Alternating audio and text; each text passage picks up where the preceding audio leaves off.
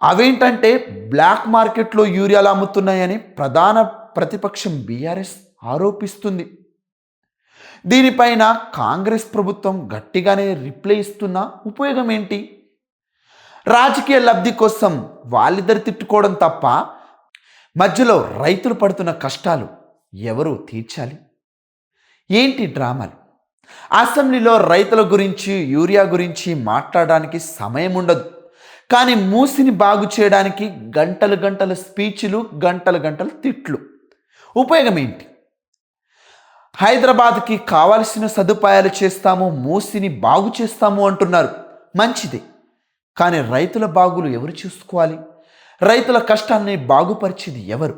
వాళ్ళ కష్టాలను తీర్చేది ఎవరు? యూరియా కష్టాల నుండి దూరం చేసేది ఎవరు?